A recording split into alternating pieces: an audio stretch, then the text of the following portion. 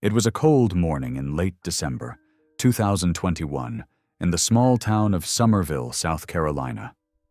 The sky was dull, the trees bare, and the wind bit through Marlene's hoodie as she stepped out onto the porch. The wooden boards creaked under her weight, a sound she had learned to ignore, just like the comments, the stares, the shame. Marlene had always been a big girl. At her heaviest, she weighed nearly 285 pounds. But that wasn't what hurt the most. What crushed her wasn't the number on the scale. It was waking up every day next to a man who barely looked at her. A man who used to call her beautiful before dinner, but called her a burden after dessert. His name was Curtis, her husband for almost 9 years. To the outside world, he was charming, helpful, and funny. But inside their home, Curtis was cruel in ways no one saw. It was in the way he would flinch when she tried to hug him, in the way he sighed when she walked into a room, or worse, how he laughed with others about her body when he thought she wasn't listening.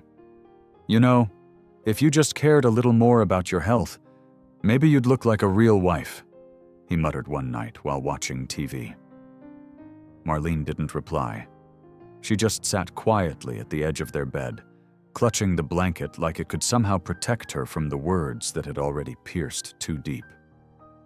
What stung more than anything was how he weaponized words like values, health, and discipline. He said them like they were walls she could never climb, like she wasn't worth the effort it took to love her anymore. And yet, she stayed. Partly because she hoped he'd change. Mostly because she was afraid no one else would ever love her. Curtis handled the money. Always had. He made sure she had enough to buy groceries and pay the bills. But he controlled every cent. Any talk of financial freedom or prosperity was laughed off like a joke. "You wouldn't even know what to do with wealth," he once told her at the bank while declining her request for a joint account. Still, she cooked, she cleaned, she did what wives in small towns were expected to do, even if it meant losing herself along the way. One night, around 10 o'clock, she found Curtis's phone left unlocked on the kitchen counter. Something about the way he'd been smiling at his screen lately told her she didn't want to look, but she did. What she found shattered everything. Dozens of messages, photos, hotel bookings, his words to another woman. Younger, thinner, full of the energy he claimed Marlene had lost. He called this woman his fresh start, said he felt alive again. Marlene stood there, frozen. The fridge hummed behind her, the only sound in a house that suddenly felt colder than the wind outside. She didn't cry, not right away. She just stood, holding the phone, reading over and over again how the man she had given everything to had called her dead. Wait.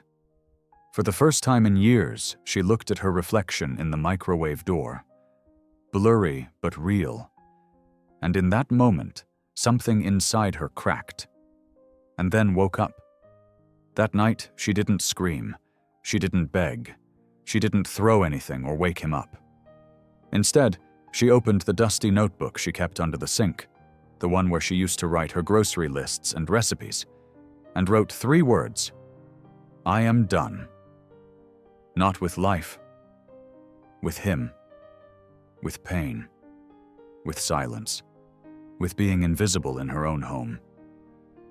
She didn't know exactly what would come next, but deep down, she knew one thing for sure. This would be the last time Curtis ever made her feel small. And that was the beginning. The morning after Marlene wrote, "I am done," the air in Summerville felt different. Not lighter, not warmer, but charged, like something had shifted in the wind. The sun was barely up when she pulled into the Walmart parking lot, still wearing her faded sweatpants and an oversized hoodie that had once belonged to Curtis. She didn't care. She wasn't there for groceries. She walked straight to the back, past the holiday clearance, past the makeup aisles, and stood for a long time in front of a cheap digital scale. $37. She stared at it like it was judging her. And maybe it was. She bought it anyway. That was the first purchase she made without asking Curtis. It felt dangerous. It also felt good. Back home, while he still snored in bed, she stepped onto the cold tile floor of the bathroom and stood barefoot on the scale. The screen blinked. 285 pounds. She didn't cry. She didn't gasp. She just nodded. "All right," she whispered to herself. "This ain't gonna be my forever." The next few weeks were quiet, calculated, strategic. She started walking early in the mornings while Curtis slept, just 20 minutes around the block. No one noticed her, and that was perfect. She watched YouTube videos in secret, real women sharing real weight loss stories. She scribbled down tips, took screenshots of meals, and wrote simple goals in her notebook. Not just about losing pounds, but about gaining something back, self-respect. Marlene didn't have money for a gym or a trainer. Curtis made sure she didn't have access to that kind of independence. But she did have a body. She had breath. She had determination. At first, the changes were small. She swapped sweet tea for lemon water, skipped the biscuits and bacon, made protein bowls with canned tuna and frozen veggies. It wasn't fancy, but it was fuel. Curtis didn't notice, or didn't care. He still made his usual digs at dinner. "You on some new diet now? What's that, rabbit food?" He chuckled, stabbing at his steak. Marlene didn't flinch. She just smiled. "I'm feeding my health. You should try it sometime." He blinked, then went quiet. It was the first time in years she saw him caught off guard. By the end of January, she'd lost 12 pounds.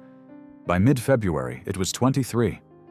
She used a measuring tape, not just the scale, to track her wins.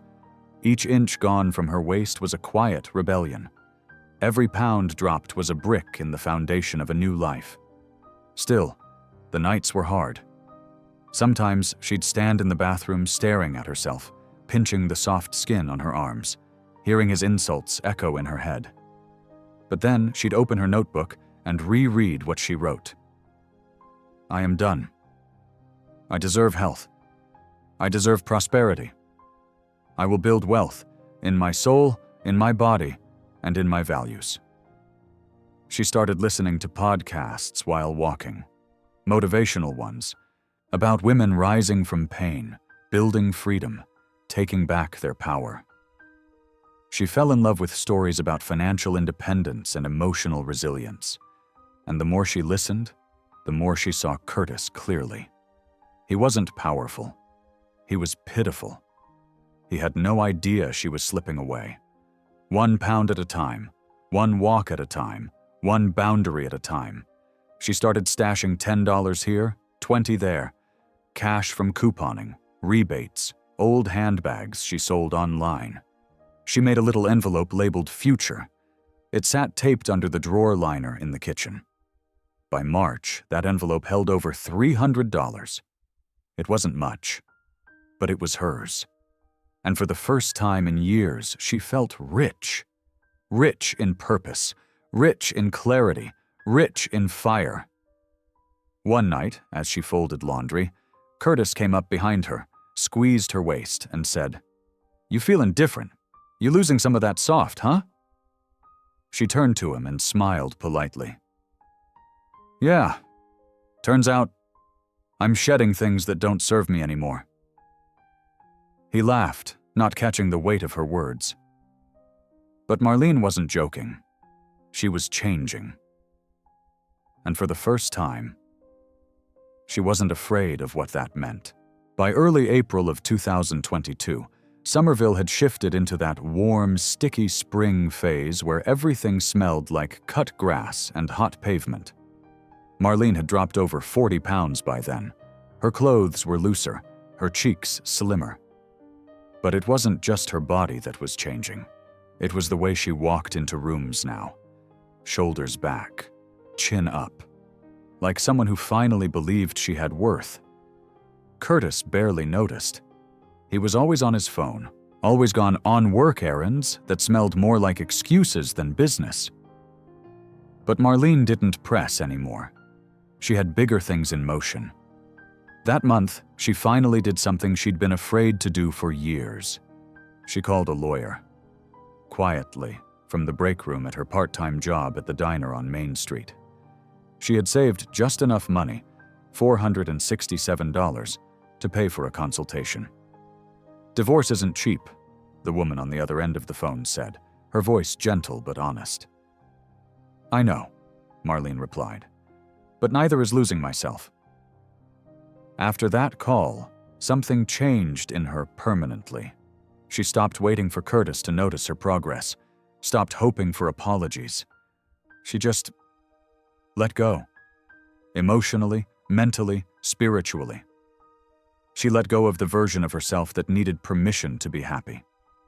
She started boxing up old clothes, baggy sweatshirts, stretched-out jeans, pajamas with holes, things she had hidden behind, things that smelled like sadness.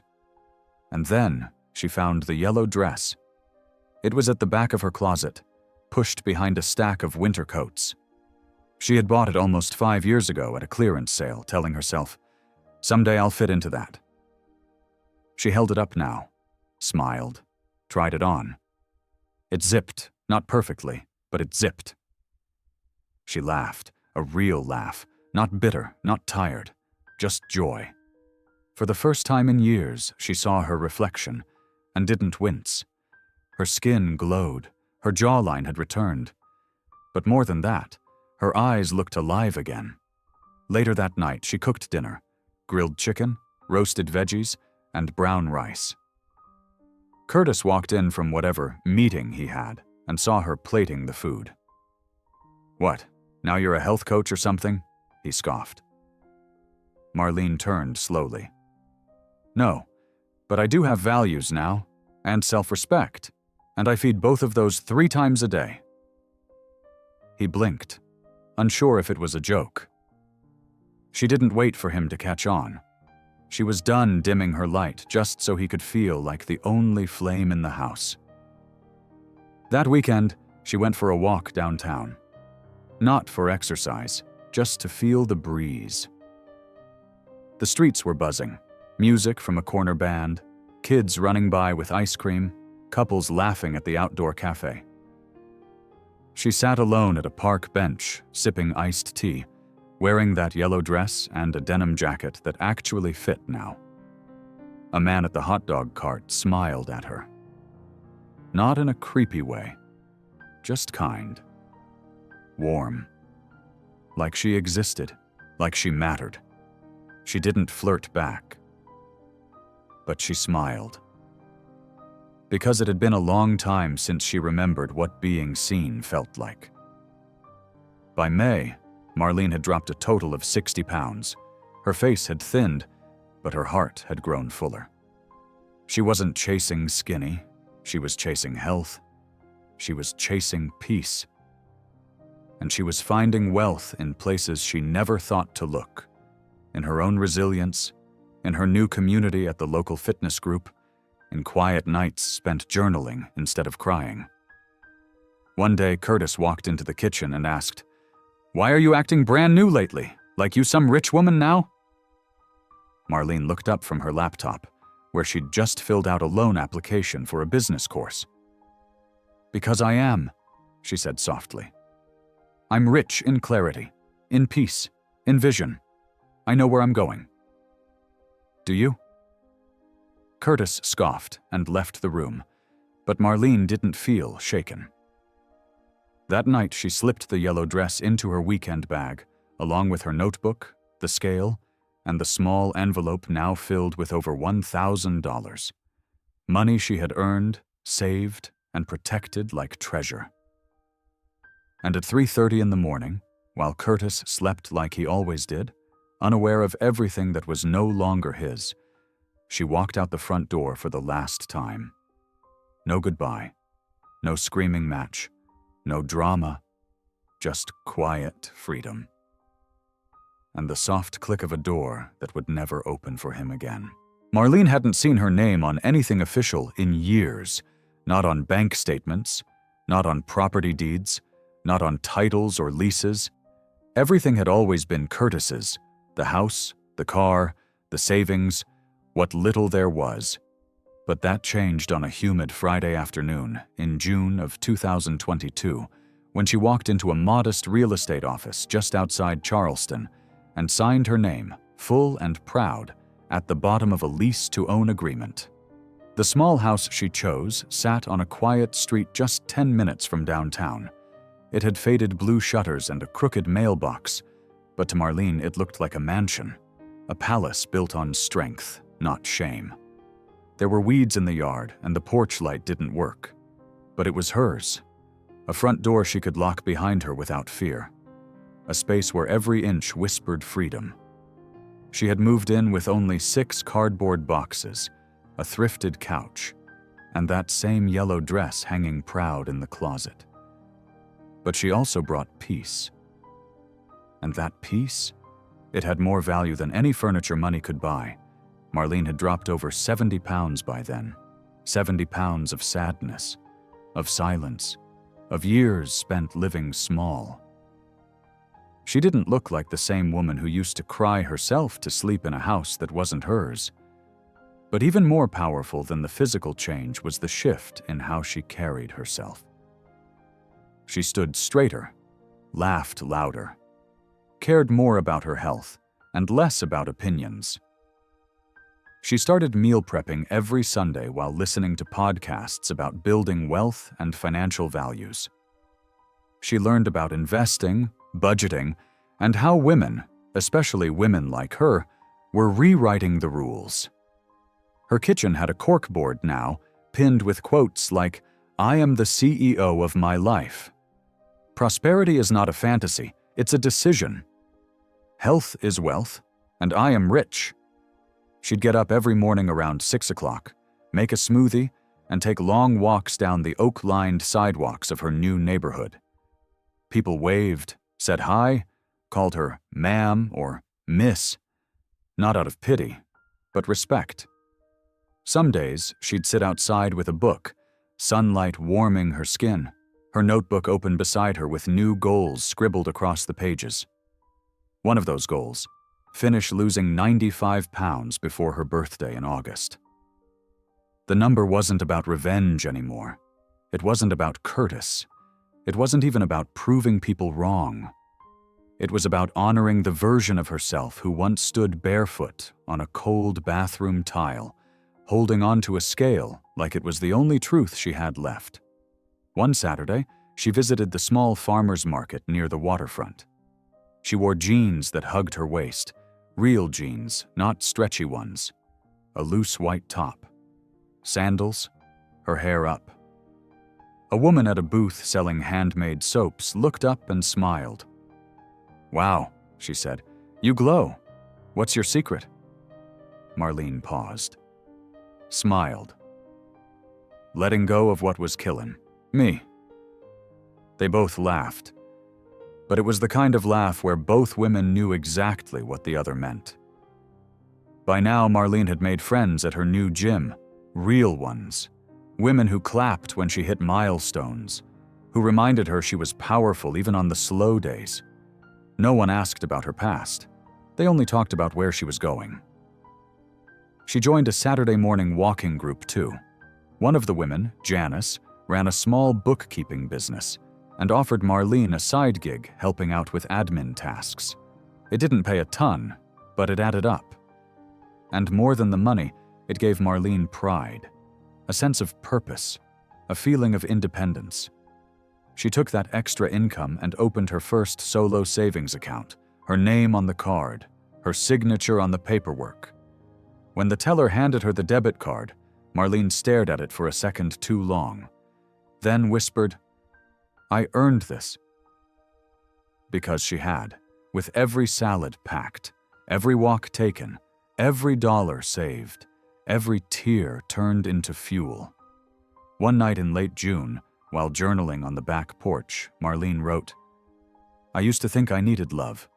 What I really needed was peace. What I needed was my own front door, my own light switch, my own quiet. And right as she dotted that final period, she heard tires screech out front. She stood slowly, walked to the window, and there, standing at the edge of her driveway, was Curtis, red-eyed, slurring, furious, yelling her name like he still owned it. But he didn't. Curtis hadn't seen Marlene in over 2 months. But the woman standing behind that screen door wasn't the Marlene he remembered. She was smaller now, sure. But more than that, she stood taller, stronger. There was no fear in her eyes. Just calm. It was a little after 10 o'clock on a Saturday night. The porch light buzzed overhead, throwing shadows across her new welcome mat that read, "Peace lives here." The kind of message that didn't need to scream.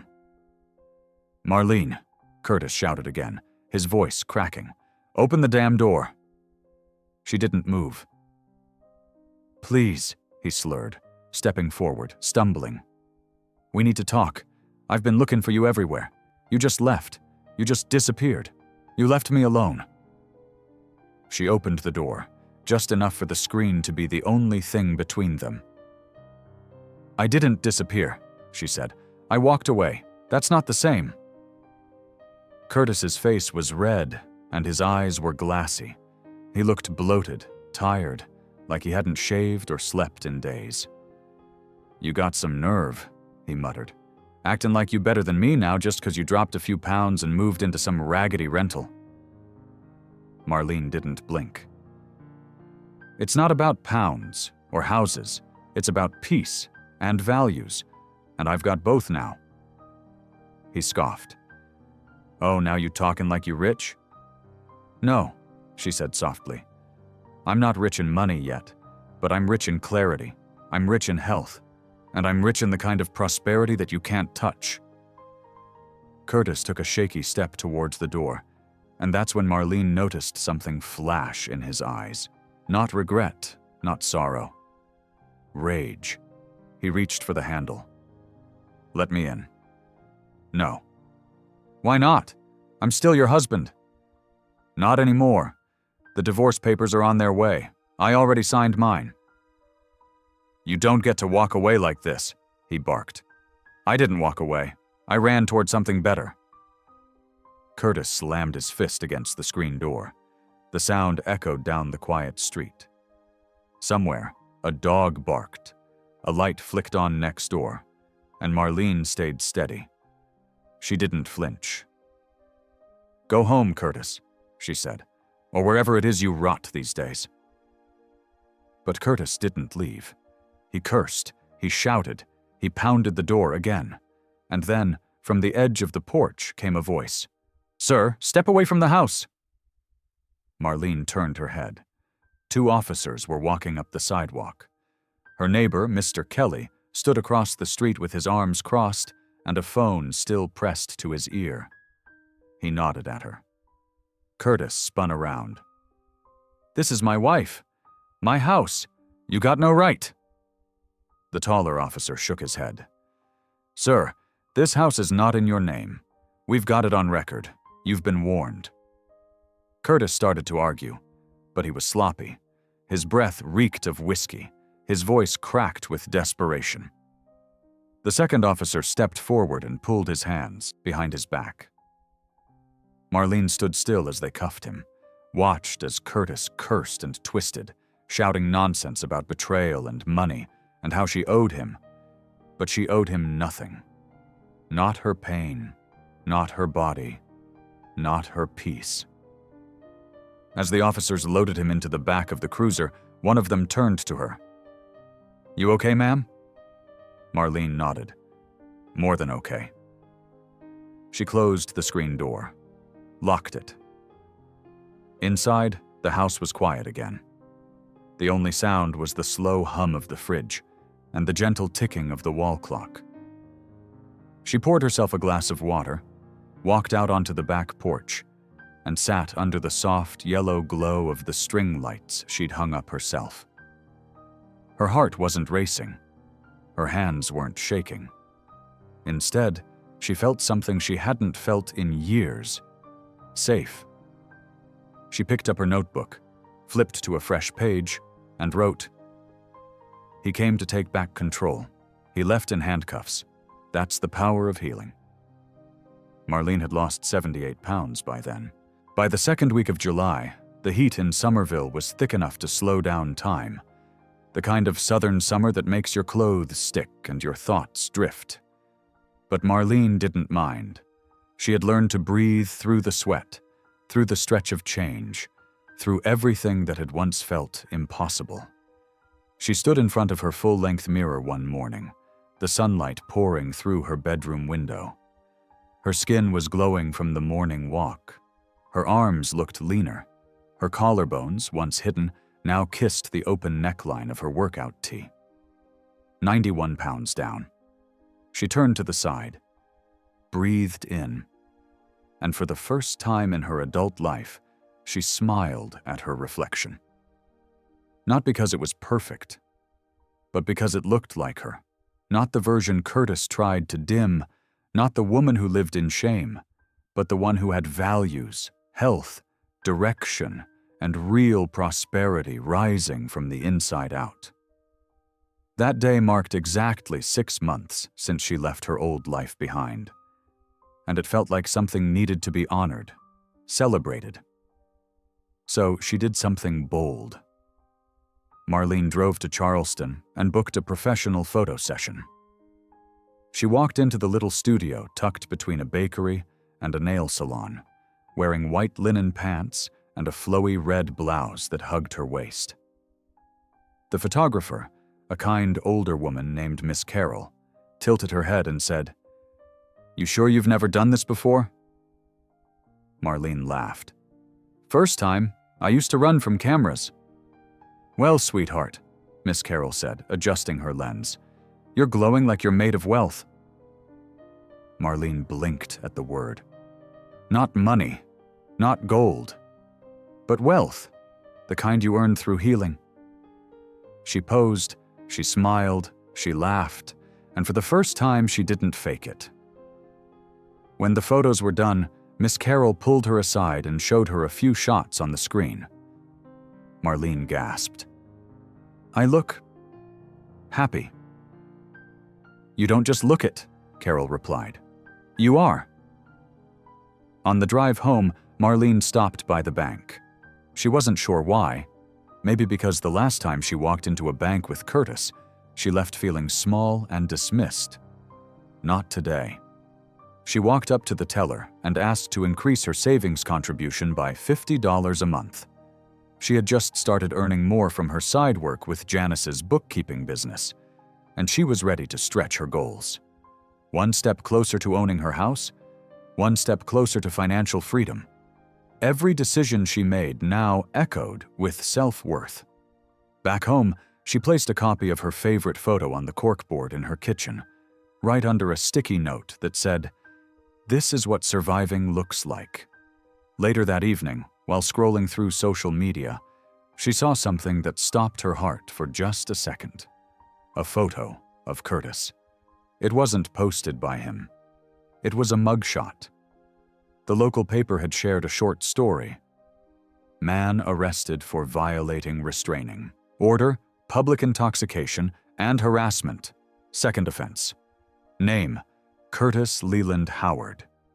She stared at the image for a long time. It wasn't joy she felt. Not quite. It was closure. The man who once mocked her weight, controlled her money, ignored her values, and buried her under his misery. He was now the one trapped, not just by the law, but by himself. Marlene exhaled. And she didn't share the post. She didn't send it to anyone. She didn't even screenshot it. Instead, she put down her phone, walked to her backyard, kicked off her sandals, and stood barefoot in the grass. She whispered to the warm wind, "You don't get to live in my head anymore." Because revenge wasn't loud. Sometimes it looked like a quiet backyard, a new bank account, a smaller waist, a peaceful heart, and a life that no longer made space for broken people to break her. August 5th, 2022. It was Marlene's birthday. 41 years old, 95 pounds lighter, but more importantly, a lifetime freer. The sun was high and the breeze was kind that day. The kind of breeze that felt like grace. She woke up at 6:30 in the morning, no alarm needed. She had gone to bed smiling and woke up the same way. Her house smelled like lemon and vanilla, soft scents from the candle she always lit on special mornings. She brewed her coffee, opened her curtains wide, and let the golden light spill across her small kitchen table where a card sat waiting. A handwritten note from Janice and the women from the Saturday walking group. You inspire us. You make healing look possible. Happy birthday, rich girl. Rich in joy, in strength, and in future. Marlene touched the words with her fingers. She had no plans for a big celebration. No need for a crowd or noise or balloons. But just as she finished her walk and stepped back onto her porch, she noticed something odd. A red truck, parked crooked across the street. A man sitting in the front seat with sunglasses on. It was Curtis. She didn't panic. She didn't even blink hard. Instead, she pulled out her phone and called Officer Mitchell, the one who had responded the night he showed up at her door. Looks like he's violating that order again, she said calmly. We're on our way, Mitchell replied. Happy birthday, by the way. 20 minutes later, Curtis was in the back of a squad car again. Marlene watched from her front steps. She wasn't angry, just done. You don't learn, do you? She called out as they shut the door behind him. He didn't say a word, didn't yell. He just sat there, small, tired, and stuck in a life he'd built from pride and bad choices. That night, her friends threw her a surprise dinner at a small restaurant downtown. Nothing fancy, string lights, folding chairs, and homemade cupcakes. But it felt like $1 million. She wore a deep green dress that hugged her waist. Her curls were pinned up, her skin glowing. And when she walked in, everyone clapped like she had just won a prize. In many ways, she had. They toasted her with sweet tea and sparkling water. No one mentioned weight. No one mentioned men. They just laughed, told stories, and celebrated her. Not for shrinking, but for growing into herself. Midway through the evening, Janice raised her glass. To the woman who reminded us that money ain't the only kind of wealth, Marlene taught us that health is freedom, that peace is prosperity, that leaving behind what breaks you is sometimes the richest thing you can do. Everyone cheered. Marlene stood up, smiling, a little tear in her eye. I used to think value came from being wanted, but I learned real value comes from knowing you deserve more. More peace, more health, more time, more joy. Her voice cracked for just a second, but she didn't hide it. I thought losing 95 pounds would be the win, but the truth is, I lost the weight, and I found myself. The room went still, soft, warm.